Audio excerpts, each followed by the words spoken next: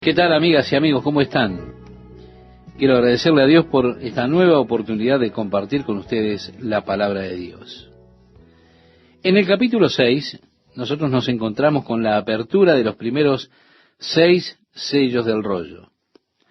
Luego del sexto sello tenemos el capítulo 7, el cual es un paréntesis, en el cual se da información acerca de aquellos eventos que tuvieron lugar cuando se abrieron los 6 sellos.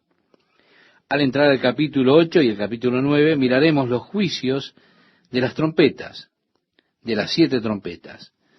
Así que usted ya tuvo 6 sellos que fueron abiertos. Y de hecho estaremos mirando a 6 de los 7 sellos. Usted tiene 6 sellos y tiene luego la explicación. Pero usted después tiene los juicios de las 6 trompetas y en el capítulo 10 tendrá una explicación parentética de esos juicios. Después usted tendrá unos pocos capítulos con explicaciones que son como un paréntesis hasta llegar a la 7ª trompeta. Luego tenemos los 7 personajes. He seguido este patrón a lo largo de todo el libro de Apocalipsis. Es decir, tomando 6 de los 7 y después haciendo una especie de resumen de todos esos eventos y ampliaciones de algunos aspectos, y luego termina con el 7º, o lo que surge del 7º. Así que ahora estamos llegando al 7º sello cuando entramos al capítulo 8, versículo 1. Dice, cuando abrió el 7º sello, se hizo silencio en el cielo como por media hora. Quiero decirle, amable oyente, que el silencio puede ser en ocasiones algo muy asombroso, especialmente cuando hay un gran grupo de personas. Piense que en el cielo habrá millones de millones. Pensar en el silencio por espacio de media hora es una de esas cosas asombrosas. Pero esto será como la calma que precede a la tormenta. Es ese silencio que precede los juicios catastróficos que han de venir al sonar las 7 trompetas. Así que estamos hablando de uno de esos momentos en los cuales hay una calma terrible. Podríamos decir como el silencio que precede al golpe del tornado. Dicen los que han vivido un tornado que cuando viene uno de ellos, antes de que éste golpee, parece haber un escalofriante silencio, quietud y calma, pero de repente aparece una fuerza tremenda. Así que a esto se asemejará el silencio en el cielo por espacio como de media hora. Luego Juan dijo, y vi a los 7 ángeles que estaban en pie ante Dios. Sabemos que alrededor del trono de Dios hay 4 querubines. Ellos son descritos para nosotros en Ezequiel capítulo 1 y capítulo 10, identificados como querubines en el capítulo 10. También Juan los describe en el 4º capítulo de Apocalipsis. Ellos están cantando, santo, santo, santo, es el Señor Dios Todopoderoso, el que era, el que es y el que ha de venir. Pero también hay 7 ángeles que están de pie delante de Dios. La Biblia nombra, creo, a 2 de ellos. Usted, por supuesto, encontrará que en los libros apócrifos se nombran 5 más. Pero en la Biblia se menciona a Gabriel. Gabriel es uno de ellos. Si usted recuerda, cuando él vino a hablar con Zacarías, padre de Juan el Bautista, él le dijo, yo soy Gabriel, que estoy delante de Dios. En el Evangelio de Lucas, capítulo 1, verso 19, lo puede leer. Así que él es uno de esos ángeles que están en la presencia de Dios. Juan vio los 7 ángeles que están delante de Dios. Y dice que se les dieron 7 trompetas. Otro ángel, vale decir, no uno de los 7, sino otro, vino entonces y se paró ante el altar con un incensario de oro y se le dio mucho incienso para añadirlo a las oraciones de todos los santos sobre el altar de oro que estaba delante del trono. Es interesante que el libro de Apocalipsis es una especie de compilación del Antiguo Testamento y partes del Nuevo Testamento. No mucho en el libro de Apocalipsis ha sido revelado. Usted necesita tener un trasfondo, un entendimiento del Antiguo Testamento para entender el Nuevo Testamento. Ahora, cuando usted entra en la escena celestial, es bueno que usted tenga un trasfondo, un entendimiento de lo que era el tabernáculo terrestre. ¿Por qué? Porque el tabernáculo terrestre era un modelo del cielo. Fue hecho de acuerdo al modelo que le fue presentado a Moisés en el monte. Cuando él mandó a Moisés a construir el tabernáculo, le dijo: ahora ten cuidado de que lo hagas como se te ordenó. Y la razón para el cuidado es que usted tiene el modelo de ese tabernáculo en el cielo, ¿sí? Es el modelo del cielo y del trono de Dios. Por eso, si usted quiere tener una idea de cómo es el cielo y el trono de Dios, va a necesitar ir de regreso a estudiar cómo era el tabernáculo. Sabemos que en el tabernáculo había un lugar santísimo con las tablas, los panes de la propiciación. Sí, estaban las tablas de Moisés, las tablas de la ley y los panes de la proposición. Estaba el altar del incienso, las 7 lámparas, los 7 candeleros sobre una base única. Entre el lugar santo y el lugar santísimo, una cortina muy gruesa, el velo, para impedir al pueblo entrar al lugar santísimo. Podía entrar solamente un día al año, en el día de la expiación, solamente un hombre, el sumo sacerdote. Cuando él entraba al lugar santísimo, lo hacía para interceder por el pueblo de Dios. Dentro del lugar santísimo estaba el arca del pacto, toda forrada de oro, cubierta por una tapa de oro que se llamaba el trono de gracia. Sobre ella allí había 4 querubines, que son los querubines que están alrededor del trono de Dios. Así que usted tiene el modelo del trono de Dios allí en el lugar santísimo del tabernáculo, donde el sacerdote entraba una vez al año a la presencia misma de Dios.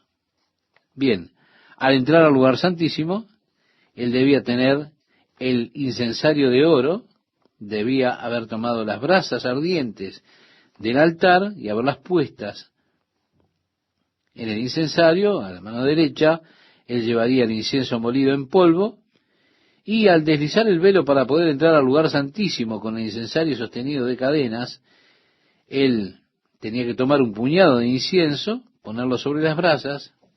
Por supuesto, eso formaba inmediatamente un humo espeso, fragante. Sí, el incienso es muy fragante. Este humo cubría el trono de gracia. Y dice que el sacerdote entonces no moría. Él entraba con el incienso, el humo era una figura de las oraciones del pueblo de Dios. Vale decir, estaba entrando delante del Señor, pero ahora lo hacía con las oraciones del pueblo de Dios. Cuando volvemos al capítulo 5 de Apocalipsis, Jesús se levanta para tomar el rollo de la diestra del Padre. Leemos que los querubines y los 24 ancianos tenían sus incensarios de oro llenos con las oraciones de los santos. Así que allí está el humo del incienso, la fragancia del incienso, que era, como digo, una figura de las oraciones del pueblo de Dios. Mi amigo, mi amiga, Dios ama tener comunión con usted. Y Dios ama que usted tenga comunión con Él. Sus oraciones para Dios son como una suave fragancia delante del Señor. ¿Cómo ama Dios tener comunión con usted y pasar tiempo en comunión con usted? Sus oraciones son para Él una dulce fragancia. Así que, como un modelo terrenal, tenemos el tabernáculo, que nos muestra que así es el cielo. Juan ve los 7 ángeles a los que se les dan 7 trompetas, luego otro ángel que viene teniendo ese incensario de oro. Hay mucho incienso dado a él, y es interesante que el sumo sacerdote debía venir con mucho incienso para ofrecerlo con las oraciones de todos los santos sobre el altar, el cual estaba delante del trono. Estimado oyente, ¿ha orado usted alguna vez por justicia sobre la tierra? ¿Ha orado que Dios traiga su justo juicio sobre el mal, sobre los hombres malvados? En el capítulo 6, cuando se abre el 5º sello, Juan vio las almas de los que estaban bajo el altar, vestidos en ropas blancas, diciéndole a Dios: ¿cuánto falta, oh Señor santo y verdadero, antes de que vengues nuestra sangre de los que habitan en la tierra?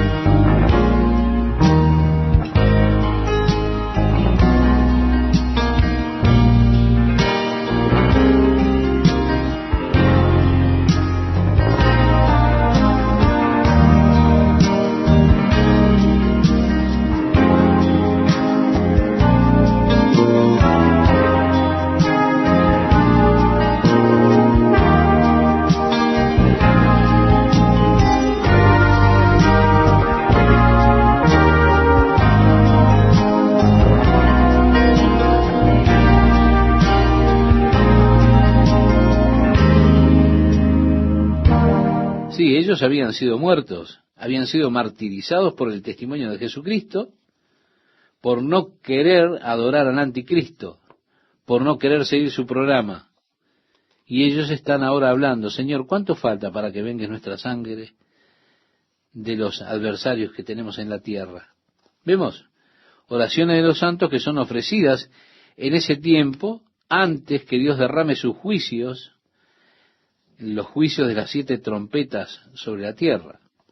Dice el verso 4: y de la mano del ángel subió a la presencia de Dios el humo del incienso con las oraciones de los santos.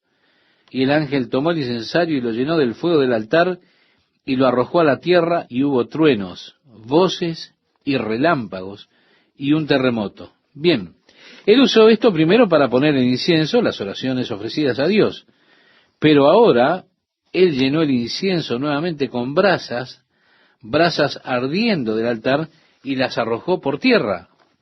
¿Sí? Lo arrojó a la tierra y hubo truenos, voces y relámpagos y un terremoto. Se terminó el silencio. Los juicios están listos para comenzar. Qué escena asombrosa allí en el cielo cuando vemos ahora todos estos eventos que comienzan a desenvolverse. Dice: el primer ángel tocó la trompeta y hubo granizo y fuego mezclados con sangre que fueron lanzados sobre la tierra, y la tercera parte de los árboles se quemó, y se quemó toda la hierba verde. El primero de los juicios ha de atacar a lo que fue la primera creación de Dios sobre la tierra, cuando luego de separar Dios las aguas y la tierra seca, Dios creó las plantas, los árboles sobre la tierra en ese tiempo. Fueron las primeras creaciones de Dios sobre esta tierra. Son los primeros entonces que han de experimentar los juicios de Dios cuando destruya 1/3 de los árboles y todo el pasto sobre la tierra. Un fuego tremendo. Será realmente una catástrofe. Lo interesante del día de hoy es que han invadido las religiones paganas los Estados Unidos. Y allí tenemos aquellos que adoran la tierra, los que adoran la selva, los que adoran los árboles, y se abrazan a los árboles. Están todos esos ambientalistas que están tan preocupados por el medio ambiente de la tierra. Bueno, es una preocupación legítima. Ahora, me resulta interesante que con toda esa preocupación que tienen, ¿qué está haciendo el hombre con la ecología? Ellos predicen cosas terribles, consecuencias terribles. Ahora hay un esfuerzo tremendo tratando de crear leyes ambientales para proteger nuestro medio ambiente. Y yo no me opongo a esa protección racional, al contrario. Pero me opongo a la protección religiosa que tiene la gente. Por supuesto, hemos visto que el hombre en su sabiduría no siempre es sabio, no. Al tratar de protegerse de los pequeños mosquitos, perdimos millones de dólares de hogares en Laguna Beach hace pocos años. El hombre tratando de controlar la naturaleza, no podemos controlarla. Pero el hombre, no obstante, está tratando de controlar las cosas. Mi amigo, cuando Dios envíe el primer juicio de la trompeta, todo habrá de descontrolarse. Fuego mezclado con sangre. Fue lanzado sobre la tierra, la tercera parte de los árboles se quemó. El segundo ángel tocó la trompeta y como. Yo quiero que usted note esa palabra, y como, esa expresión. Hay personas que dicen que el libro de Apocalipsis es todo simbólico.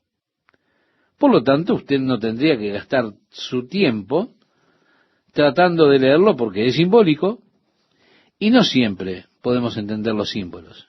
Pero los símbolos son siempre representaciones de algo que es real. Y aquí está Juan en su día, unos 2000 años atrás.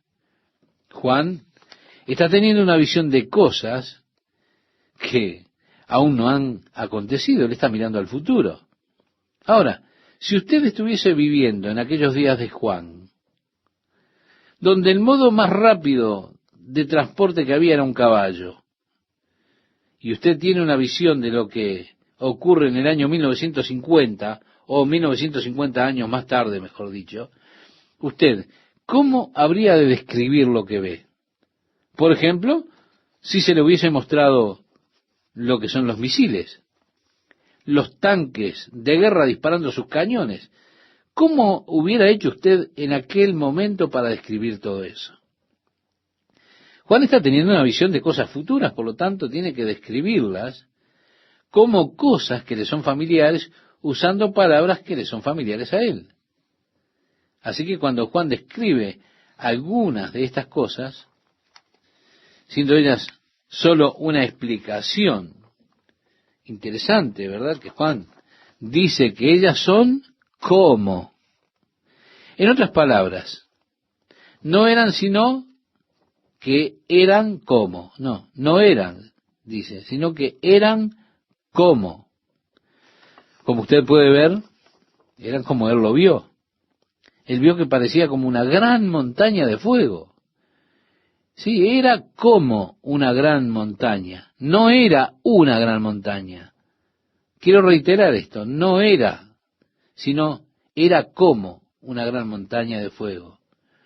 Así que usted podía visualizarlo en su mente para decir, es como si fuera una gran montaña ardiendo en fuego, fue precipitada en el mar, y la tercera parte del mar se convirtió en sangre, y murió la tercera parte de los seres vivientes que estaban en el mar, y la tercera parte de las naves fue destruida.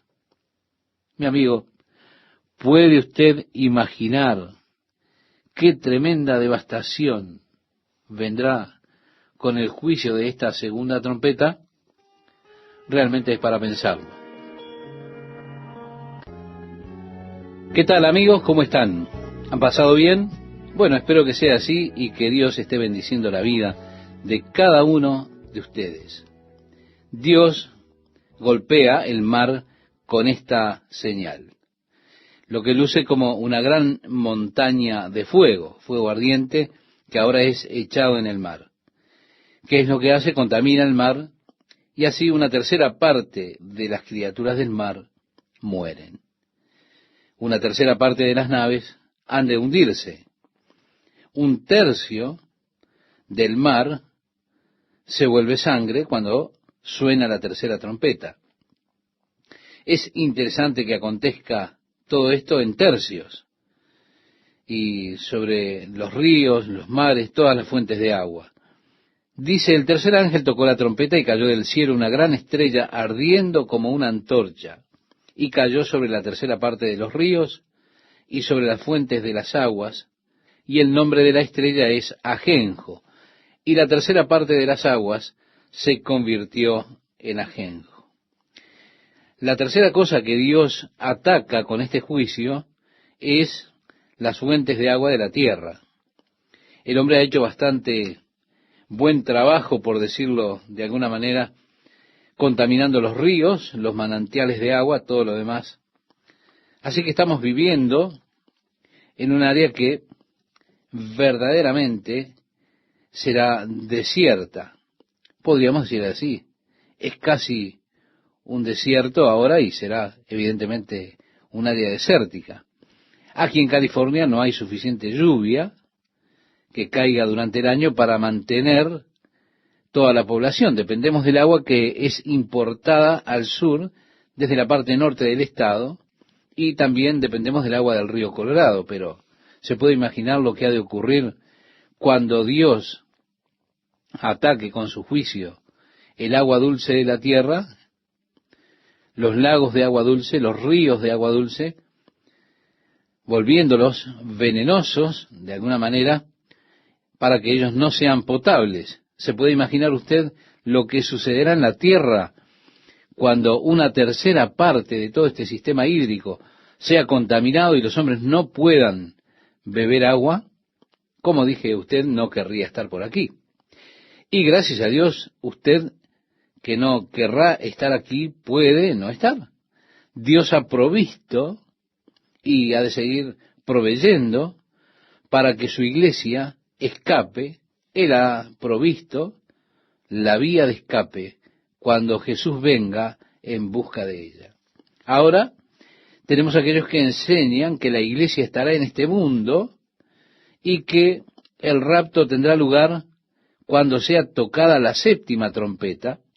Ellos tratan de identificar la séptima trompeta con lo que dice en la primera carta del apóstol Pablo a los Corintios, en el capítulo 15, donde se menciona la final trompeta. Pero allí Pablo está hablando acerca del rapto de la iglesia. Le escribe a los Corintios diciéndoles: he aquí os digo un misterio, no todos dormiremos, pero todos seremos transformados en un momento, en un abrir de ojos, a la final trompeta, porque será tocada la trompeta, y los muertos serán resucitados incorruptibles, y nosotros seremos transformados, porque es necesario que esto corruptible se vista de incorrupción, y esto mortal se vista de inmortalidad. Usted puede leerlo en la primera carta, capítulo 15, versículos 51 al 53. Pablo asocia este cambio con esa final trompeta.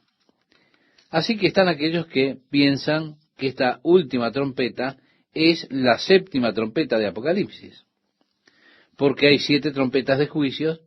Por eso identifican la última con la séptima trompeta de Apocalipsis. Y por lo tanto dicen que estaremos aquí, la iglesia estará aquí para pasar a través de todas estas calamidades que traerán los juicios de Dios que han de ser derramados sobre la tierra, pero estaremos aquí mostrándoles en las lecciones que siguen cómo no tiene ninguna relación en absoluto la última trompeta de Apocalipsis con la mencionada en la primera carta a los Corintios, capítulo 15, que hemos dado lectura. En el Antiguo Testamento, el libro de Números, ya lo hemos estudiado, se les mandó a los israelitas que hicieran 2 trompetas de plata, de obra de martillo las harás, las cuales te servirán para convocar la congregación y para hacer mover los campamentos. Usted recuerda, Dios le ordenó esto a Moisés, en el capítulo 10, verso 2 del libro de Números. Ahora, al tiempo cuando Israel iba pasando a través del desierto, no tenían, evidentemente, sistemas de amplificación como tenemos en nuestros días. Por eso el sonido que podía ser escuchado a través del área era el de las trompetas. Por eso fueron usadas las trompetas cuando llegaba el momento que tenían que levantar el campamento y moverse. La trompeta sonaba 2 veces y eso significaba que tenían que levantarse y emprender la marcha. El tiempo de marchar había llegado. Ahora también decía el versículo 4 de Números capítulo 10, mas cuando tocaren solo una, entonces se congregarán ante ti los príncipes, los jefes de los millares de Israel. Vale decir, tocar la trompeta una vez significaba un llamado a los príncipes para que vinieran a reunirse con Moisés. Ahora, esta es la clase de trompeta que sonará llamando a la iglesia a los cielos. En Apocalipsis nosotros leemos: la primera voz que oí, como de trompeta, hablaba conmigo, en el capítulo 4, versículo 1, y dijo: sube acá y yo te mostraré las cosas que sucederán después de estas. Así que al sonar de una trompeta, será para nosotros la última trompeta, es decir, será la última trompeta para la iglesia. Eso es lo que significa la final trompeta. En la primera carta que le escribe Pablo a los tesalonicenses, él les habla acerca del rapto de la iglesia, y él llama la trompeta de Dios cuando le escribe a los tesalonicenses para confortarles en cuanto a los creyentes que ya habían muerto, que habían partido. ¿Por qué? Porque ellos tenían la creencia de que Jesús estaría regresando inmediatamente en aquellos días, y que los que habían muerto antes que Jesús regresara, desafortunadamente habían perdido la gloriosa era del reino. Por eso se lamentaban por aquellos que habían muerto, porque según pensaban no había esperanza para ellos. Por eso Pablo les escribe en cuanto a los que están en Cristo y les dice: tampoco queremos, hermanos, que ignoréis acerca de los que duermen, para que no os entristezcáis como los otros que no tienen esperanza. Porque si creemos que Jesús murió y resucitó, así también traerá Dios con Jesús a los que durmieron en él. Por lo cual os decimos esto en palabra del Señor, que nosotros que vivimos, que habremos quedado hasta la venida del Señor, no precederemos a los que durmieron, porque el mismo Señor, con voz de mando, con voz de arcángel, y atiende, estimado oyente, y con trompeta de Dios, descenderá del cielo, y los muertos en Cristo resucitarán primero. Después dice: luego nosotros los que vivimos seremos transformados.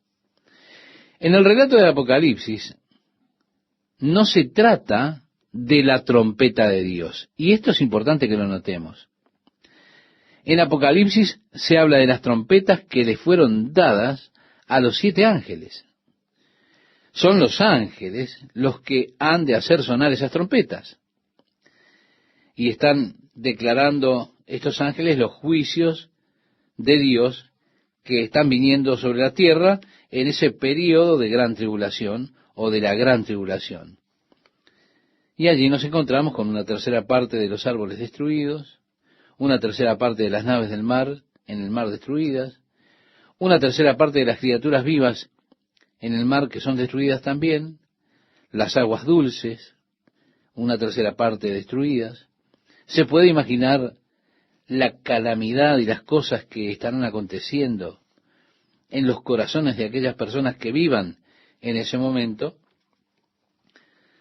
Nos dice, ahora a partir del versículo 12, el cuarto ángel tocó la trompeta. En el capítulo 8 de Apocalipsis estamos leyendo.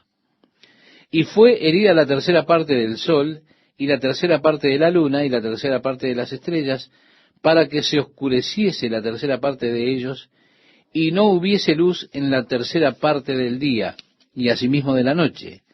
Y miré, y oí a un ángel volar por el medio del cielo, diciendo a gran voz: ¡ay, ay, ay de los que moran en la tierra, a causa de los otros toques de trompeta que están para sonar los 3 ángeles!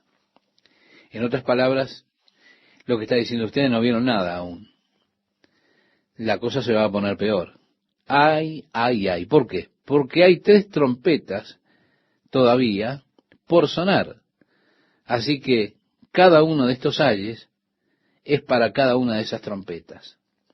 Al entrar el capítulo 9, encontramos la quinta y la sexta trompeta. Luego se abre un paréntesis en el libro de Apocalipsis. Ahora Jesús, hablando acerca de la gran tribulación en el Evangelio de Mateo, en el capítulo 24, él dijo: e inmediatamente después de la tribulación de aquellos días, en este pasaje conocido como el sermón profético, el sol se oscurecerá y la luna no dará su resplandor, y las estrellas caerán del cielo, y las potencias de los cielos serán conmovidas. Sí, en Mateo capítulo 24, versículo 29, usted lo puede leer después si quiere hacerlo. Ahora bien, el sol no estará brillando una tercera parte de él.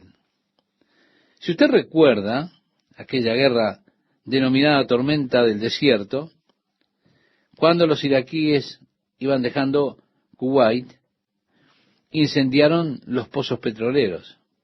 Ellos encendieron las válvulas y el humo fue tan espeso, tan pesado, quizá usted ha visto alguna imagen de esto en las noticias. Al mediodía estaba totalmente oscuro. Usted apenas podía ver el sol. Tenía que conducir un automóvil con las luces delanteras encendidas. Es probable que cuando la selva y todos los campos se quemen, esto genere tal humareda sobre la corteza de la tierra que la luz del sol sea oscurecida en una tercera parte. Puede que sea así. De la misma manera la luna, y lo mismo con las estrellas que rodean en el cielo la tierra. Hubo un volcán, ¿cuándo fue que explotó el Krakatau? En 1800, por ahí. Y la explosión de ese volcán en el Pacífico Sur fue tan grande que por más de un año los atardeceres fueron coloreados alrededor del mundo con el polvo que todavía estaba en la atmósfera como resultado de la explosión de ese volcán. El sonido de la explosión fue tan tremendo que se escuchó a 1000 millas de distancia. Es decir, podríamos hablar de un anticipo de lo que ha de venir. El sol se oscureció, las estrellas, la luna, en una tercera parte. ¿Se da cuenta? Cuando el sol se oscurece en un eclipse, al mediodía tenemos esa oscuridad. En mi caso nunca he visto un eclipse total, he visto eclipse parcial. Hay algo que resulta extraño cuando el sol es oscurecido, cuando la luz del día no es verdaderamente como la conocemos. Realmente es asombroso. Los juicios de Dios, ¿cómo han de proceder?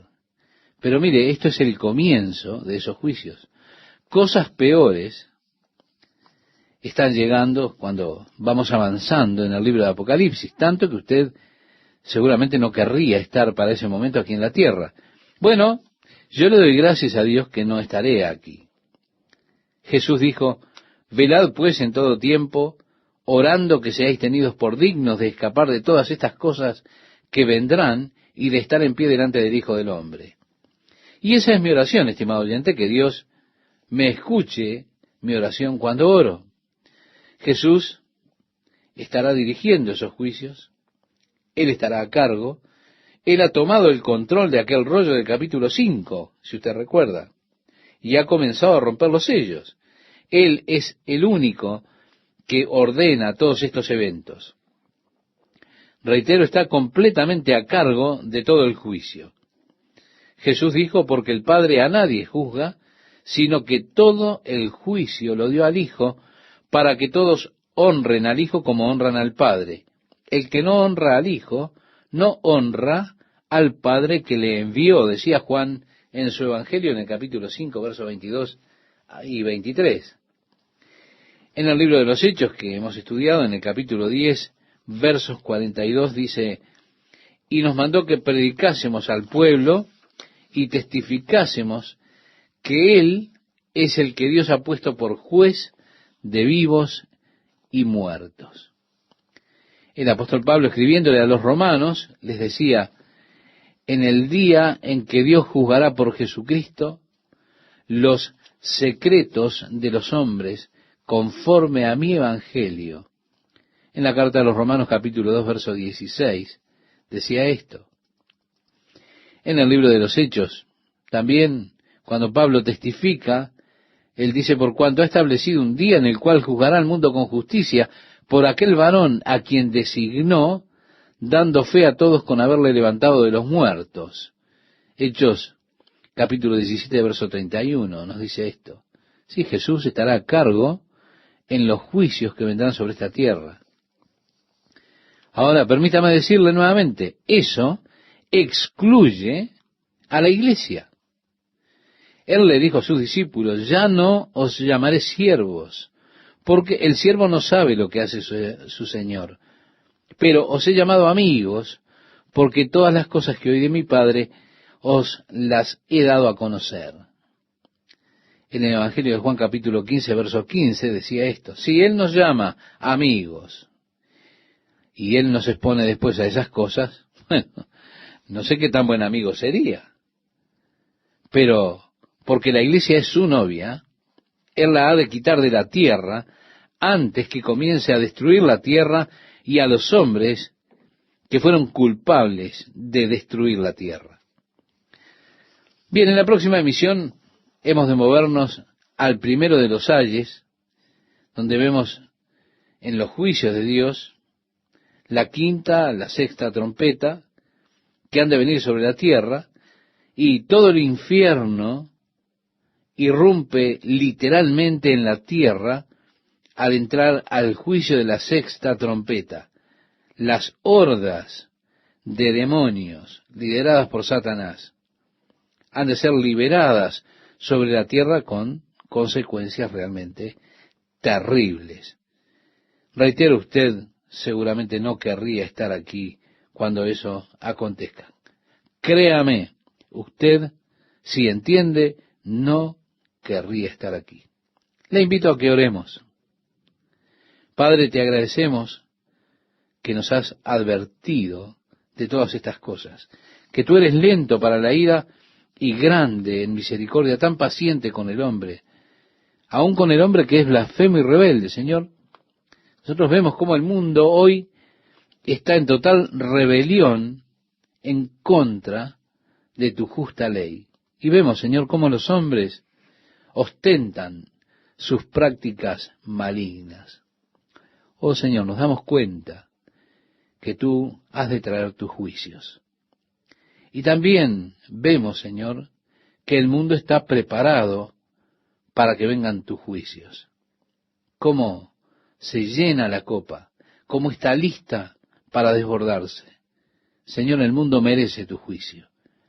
Y te agradecemos que no nos has puesto para la ira, sino que has provisto para nosotros un medio para que tu iglesia escape de todas estas cosas que vendrán sobre esta tierra. Oh Señor, que nosotros seamos como aquellas vírgenes sabias, prudentes, preparadas para tu regreso, y que no seamos dejados para enfrentar ese gran día de juicio que vendrá sobre este mundo. Te lo pedimos en nombre de Jesús. Amén. ¿Qué tal, amigas, amigos? ¿Cómo están? Es un gusto para mí estar con ustedes una vez más compartiendo la palabra de Dios. Entramos al 9º capítulo. De hecho, comienza con el verso 13 del capítulo anterior. Después de sonar la cuarta trompeta, el sol se oscurece, la luna y las estrellas, y miré, dice en el versículo 13, y oí a un ángel. Bien, la palabra que se utiliza allí, que se traduce ángel, en el griego es aetos, que literalmente significa águila. Volando por el medio del cielo, allí, diciendo a gran voz: ay, ay, ay de los que moran en la tierra, a causa de los otros toques de trompeta que están para sonar los 3 ángeles. Básicamente el mensaje que está dando es, bueno, todavía no vieron nada, en comparación a lo que viene. Ay, ay, ay. Sí, esto corresponde a las 3 trompetas, 3 ayes por cada una de las trompetas que están para sonar. Entramos, como decíamos, al capítulo 9. En el versículo 1 leemos: el quinto ángel tocó la trompeta y vi una estrella que cayó del cielo a la tierra y se le dio la llave del pozo del abismo. Es decir, el pozo sin fondo. Ahora, para los muertos hay diferentes lugares a donde son consignados una vez que parten de este mundo. Antes de venir Jesucristo y dar la vida por los pecadores, todo el mundo estaba consignado al Hades, a la tumba, o el Seol. La palabra hebrea que se utiliza para tumba es Seol, pero también es traducida muchas veces como infierno. En el Nuevo Testamento se utiliza la palabra griega Hades, que es el equivalente a la palabra hebrea Seol. Habla del mismo lugar, de la tumba, y de acuerdo a lo que relata Jesús en el Evangelio de Lucas, capítulo 16, ese lugar está dividido en 2 compartimentos. Uno era el lugar donde el pueblo, o aquellos que partían sin fe, sin Dios, sin esperanza, eran atormentados. El otro lugar es un lugar de consuelo, de aliento. En el capítulo 16, precisamente de Lucas, Jesús nos habla de un hombre rico que vivía suntuosamente, haciendo banquete cada día con esplendidez, y también habla que a diario un pobre mendigo estaba echado a sus puertas, deseando hartarse de las migajas que caían de la mesa del rico. Y el pobre murió, y fue llevado por los ángeles al seno de Abraham. Más aún, el rico también murió, y en el Hades, el infierno, levantó sus ojos siendo atormentado y vio a Abraham a lo lejos y a Lázaro que era confortado. Y él clamó y dijo: Padre Abraham, ten misericordia de mí y envía a Lázaro para que moje la punta de su dedo en agua y refresque mi lengua, porque estoy atormentado en esta llama. Pero Abraham le dijo: Hijo, acuérdate que recibiste tus bienes en tu vida, y Lázaro también males. Pero ahora éste es consolado aquí y tú atormentado. Además de todo esto, una gran sima está puesta entre nosotros y vosotros, de manera que los que quisieren pasar de aquí a vosotros no pueden, ni de allá pasar acá. Jesús da esta descripción del Hades antes de que él muriera. Ahora, en las profecías que tenemos en el Antiguo Testamento en cuanto al Mesías, por ejemplo en Isaías capítulo 61, como parte del ministerio del Mesías, estaba el hecho de abrir las puertas de la prisión a aquellos que estaban aprisionados. Él habría de venir para libertar a los cautivos. Antes de la muerte de Jesucristo, lo que había solamente era el cubrimiento del pecado. No existía que los pecados fueran quitados de las personas. Y dice la Biblia que era imposible que la sangre de los toros y los machos cabríos pudiera quitar el pecado de las personas. Todo lo que podían hacer esos sacrificios era cubrir el pecado. Se requirió de la sangre de Jesucristo para quitar el pecado de los hombres. Por eso, antes de la muerte de Jesús sobre la cruz, todos los hombres que morían iban a ese lugar que es llamado el Hades. Reitero que estaba dividido en 2 compartimentos. Cuando los fariseos le demandaron a Jesús señal, Jesús les respondió y les dijo: la generación mala y adúltera demanda señal, pero señal no le será dada, sino la señal del profeta Jonás. Porque como estuvo Jonás en el vientre del gran pez 3 días y 3 noches, así estará el Hijo del Hombre en el corazón de la tierra 3 días y 3 noches. En el capítulo 2 del libro de los Hechos, cuando desciende el Espíritu Santo sobre la iglesia, una multitud se congregó porque vieron ese fenómeno que acompañó a el derramar del Espíritu Santo, y Pedro se paró en medio de ellos, comenzó a predicarles. Primero respondió a la pregunta que hicieron: ¿qué significa esto?, decían las personas. Diciéndoles lo que esto significa, dijo que Dios ha cumplido su promesa de verter su Espíritu Santo sobre toda carne. Pero después él comienza a predicar a las personas en cuanto a Jesús. Y hay allí 7 puntos muy importantes. Primero, la identificación: Jesús Nazareno. Lo dice: varón aprobado por Dios entre vosotros con las maravillas, prodigios y señales que Dios hizo entre vosotros por medio de él, como vosotros mismos sabéis.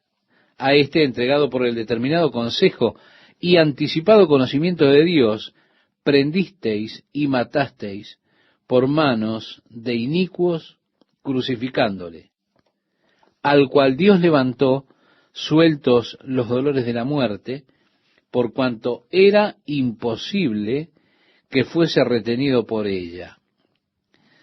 Sí, después, al confirmar esta declaración, dice: imposible que fuese retenido por ella.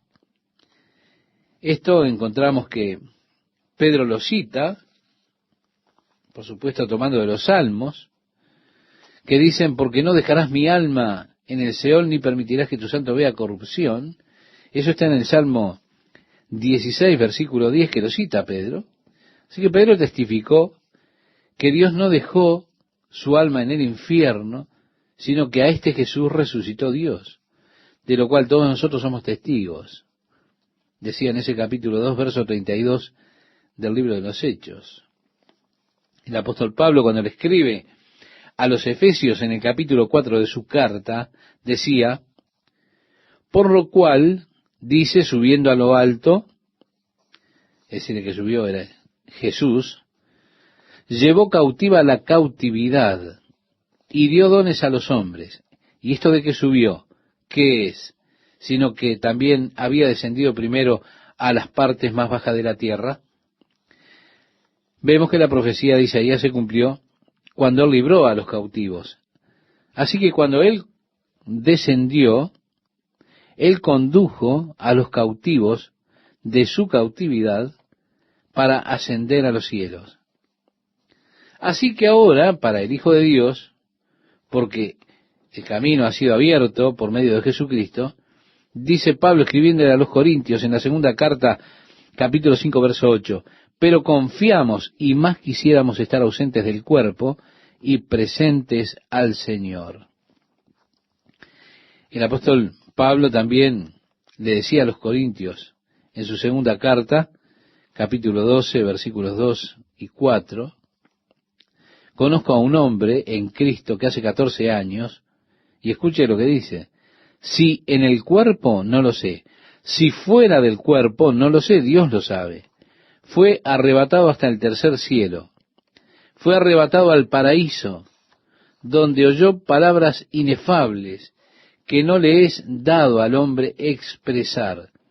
No hay forma, no hay lenguaje humano que pueda describir la gloria, el éxtasis de la experiencia que tuvo Pablo. Así que Jesús abrió entonces las puertas de los cielos para los santos, los hijos de Dios.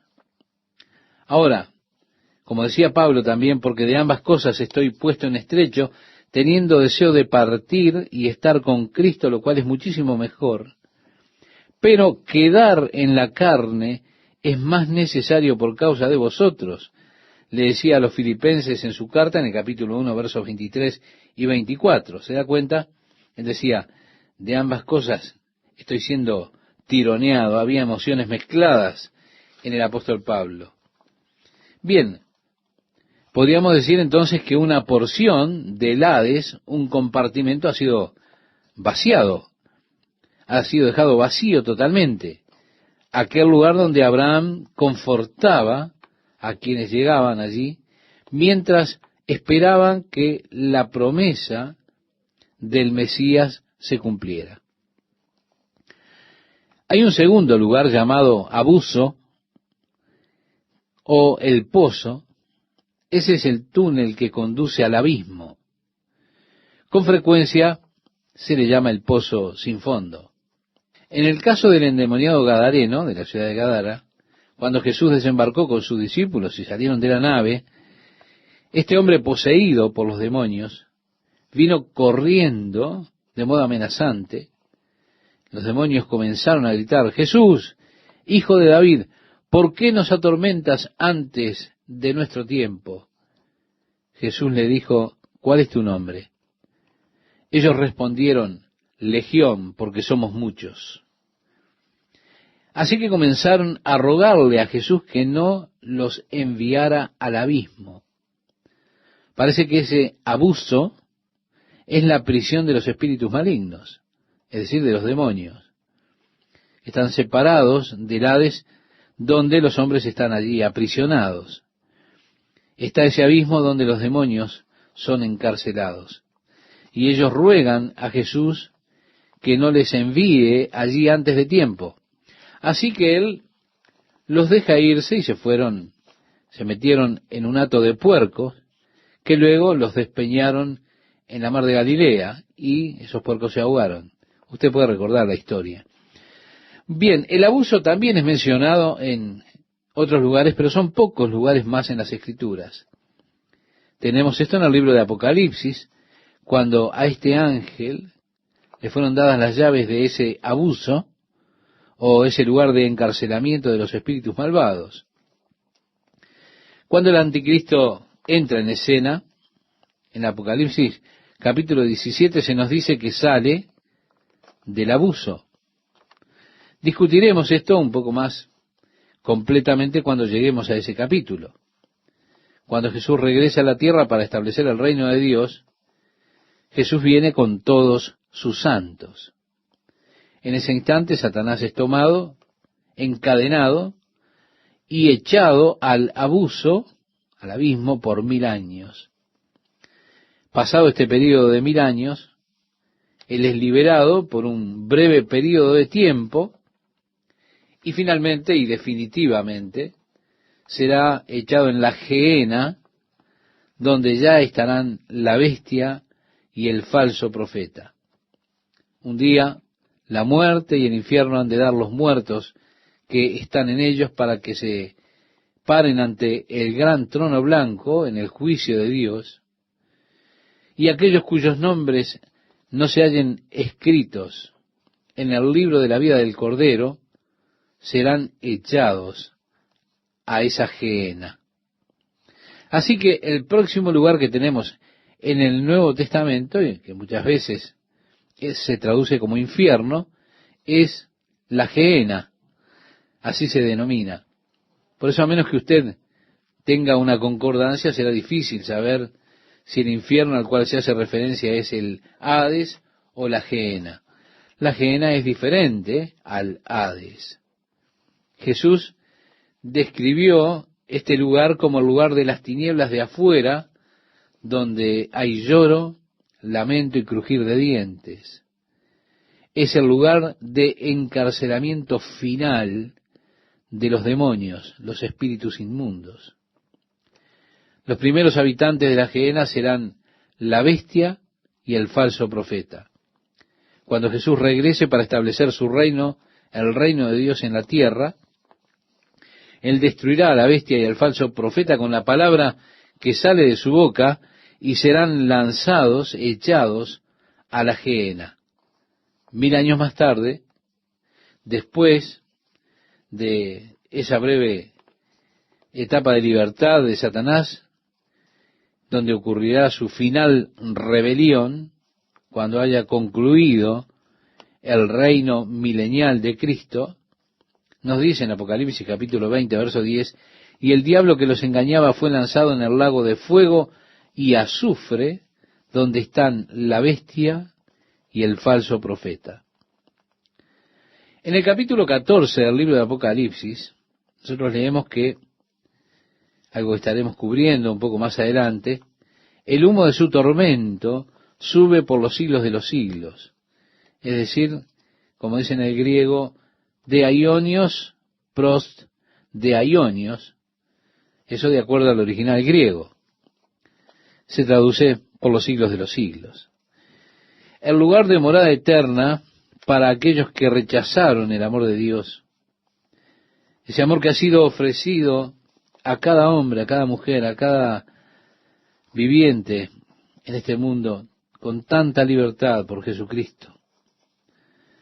Usted podrá separarlos en su mente, todos estos lugares que son tan diferentes, pero es interesante que cuando Jesús regrese y congregue las naciones para el juicio, y las separe como el pastor separa las ovejas de los cabritos, para aquellos que estén a su diestra, a la derecha, Él les dirá: venid, benditos de mi Padre, heredad del reino preparado para vosotros desde la fundación del mundo. Los que estén a la izquierda, les dirá: apartaos de mí, malditos, al fuego eterno preparado para el diablo y sus ángeles. Así relata el Evangelio de Mateo, capítulo 25, versículo 41. Ese lugar no estaba preparado para el hombre, no.